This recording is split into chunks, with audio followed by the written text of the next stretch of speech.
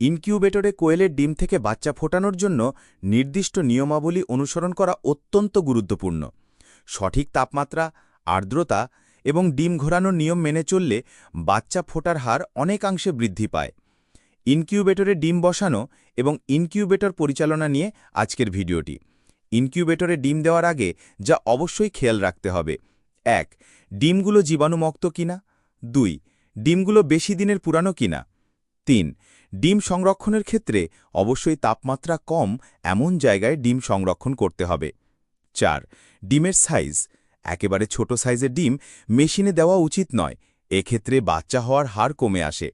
৮ গ্রামের নিচে ডিমের ওজন হলে সেই ডিম থেকে বাচ্চা হলেও সেটি দুর্বল ও স্বাস্থ্যহীন হওয়ার সম্ভাবনা থাকে। চলুন এবারে জেনে নিই ইনকিউবেটরে ডিম স্থাপনের নিয়ম। ইনকিউবেটরে ডিম দেওয়ার আগে কিছু বিষয় খেয়াল রাখতে হবে। ১. ডিম বসানোর সময় ডিমের মোটা অংশটি ওপরের দিকে এবং সরু অংশটি নিচের দিকে রাখতে হবে। ২. ডিম বসানোর আগে অবশ্যই কন্ট্রোলারের সেন্সরগুলো পরিষ্কার করতে হবে। ৩. ডিম বসানোর কমপক্ষে ২ ঘন্টা আগে মেশিন চালু করে রাখতে হবে। মেশিনে কোনো ত্রুটি আছে কিনা সেই দিকে লক্ষ্য রাখতে হবে। ইনকিউবেটরে তাপমাত্রা, আর্দ্রতা ঠিক আছে কিনা সেটির দিকেও লক্ষ্য রাখতে হবে। সরাসরি সূর্যের তাপ পায় না এমন জায়গায় মেশিনটি রাখতে হবে। কোয়েলের ডিম থেকে বাচ্চা ফুটে বের হতে ১৮ দিন সময় লাগে। এই ১৮ দিনের প্রথম ১৫ দিনকে বলা হয় সেটার এবং শেষের ৩ দিনকে বলা হয় হ্যাচার। মূলত এই শেষের ৩ দিন ডিম ঘুরানো বন্ধ রাখতে হয় এবং এটিই হল ডিম থেকে বাচ্চা ফুটে বের হবার সময়।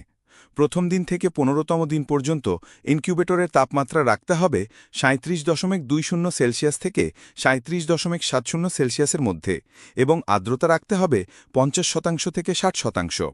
লক্ষ্য রাখতে হবে যেন তাপমাত্রা আর্দ্রতা কম বেশি না হয়। প্রথম দিন থেকে ১৫তম দিন পর্যন্ত ম্যানুয়াল মেশিন হলে দিনে ৩ থেকে ৪ বার ডিম ঘোরাতে হবে। ১৬তম দিন থেকে ডিম ঘোরানো বন্ধ রাখতে হবে।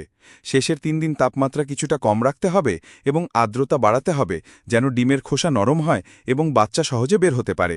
১৬তম দিন, ১৭তম দিন এবং ১৮তম দিন তাপমাত্রা রাখতে হবে ৩৬.৮০ সেলসিয়াস থেকে ৩৭.৫০ সেলসিয়াস। আর্দ্রতা রাখতে হবে ৭০% থেকে ৭৫%-এর বেশি হলেও সমস্যা নেই, তবে খুব বেশি যেন না হয় সেদিকে খেয়াল রাখতে হবে। আমাদের যে ভুলের কারণে আমরা বাচ্চা কম পাই তা হল শেষের ৩ দিন বারবার মেশিনের ঢাকনা খুলে দেখি কটা বাচ্চা বের হয়েছে, যার কারণে তাপমাত্রা ও আর্দ্রতা কমে যায়। ডিম থেকে বাচ্চা ফোটার ২৪ ঘন্টা পর সেগুলোকে বের করে ব্রুডিংয়ে দিতে হবে। সঠিক ব্যবস্থাপনায় কোয়েলের ডিম থেকে বাচ্চা ফোটানো একটি লাভজনক প্রক্রিয়া হতে পারে। উপরে উল্লিখিত নিয়মাবলী যথাযথভাবে অনুসরণ করলে ভালো ফল পাওয়া সম্ভব। আজ এ পর্যন্ত।